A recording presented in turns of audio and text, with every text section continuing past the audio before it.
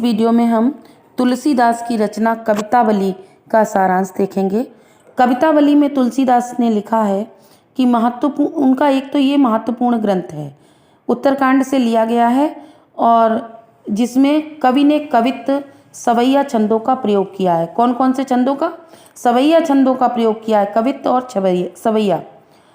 यहाँ कवि के 3 छंद संकलित किए गए हैं।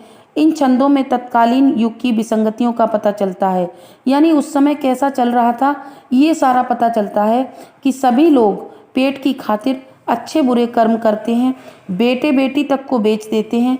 पेट की आग बड़वाग्नि से भी बड़ी होती है। बड़वाग्नि यानी समुद्र में लगने वाली आग, जो राम की कृपा से ही शांत हो पाती है। युगीन विसंगतियों का चित्रण दूसरे छंद में है। किसान को खेती नहीं है, भिखारी को भीख नहीं मिलती और नौकर को नौकरी प्राप्त नहीं होती।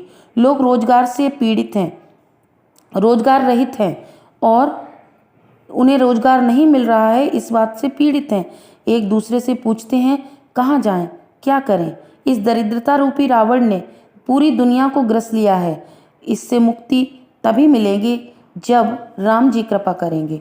तीसरे छंद में तुलसीदास ने स्वयं को राम का गुलाम मानते हुए ये चुनौती दी है कि आप लोग मुझे जो भी कहना चाहें वो कहें, यानी तुलसीदास को जो कहना चाहें वो कहें। उन्हें उसका कोई डर नहीं है, क्योंकि किसी के बेटे से उन्हें अपनी बेटी का ब्याह नहीं करना है, ना ही कोई बेटा ब्याहना है, ना ही कोई बेटी ब्याहनी है। जो मैं संसार से भयभीत रहूं, ये कौन कह रहा है? तुलसीदास जी। मांग कर खाना है और जहां अवसर मिले पैर फैलाकर सो जाना है, चाहे वो मंदिर हो चाहे मस्जिद हो। किसी से कुछ लेना देना नहीं है, अतः मैंने राम का सेवक बनकर कोई गलत काम नहीं किया है, चाहे दुनिया मुझे कुछ भी समझे। अगला आपका लक्ष्मण मूर्छा और राम विलाप से है, तो उसका सारांश सुनिए। यह प्रसंग तुलसीदास द्वारा रचित महाकाव्य रामचरितमानस के लंका कांड से लिया गया है। राम रावण के युद्ध के प्रसंग है। मेघनाथ द्वारा लक्ष्मण को शक्ति बाण मारा गया, जिससे वे मूर्छित हो गए।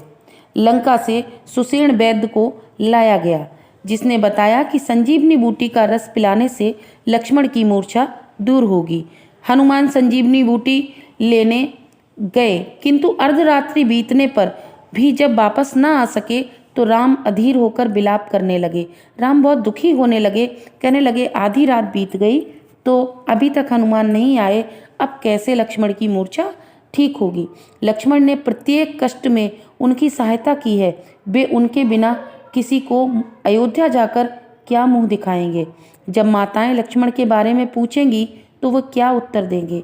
जब राम इस प्रकार विलाप कर रहे थे तभी हनुमान आ गए। उन्होंने संजीवनी बूटी वैद्य को दी और उसने उनका रस लक्ष्मण को पिलाया तथा लक्ष्मण जी की मूर्छा दूर हो गई। लक्ष्मण के ठीक होने का समाचार सुनकर रावण सिर धुनने लगा और फिर कुंभकर्ण को लगाकर उसने सारी बात बताई।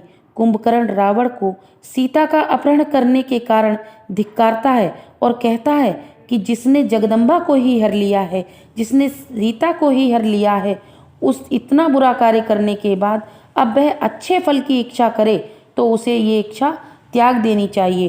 तेरा ये कार्य घोर निंदनीय है, ये राक्षस कुल का नाश करने वाला सिद्ध होगा, अतः तुम जाकर जगदम्बा रूपी सीता को लौटा दो। इतना ही है इस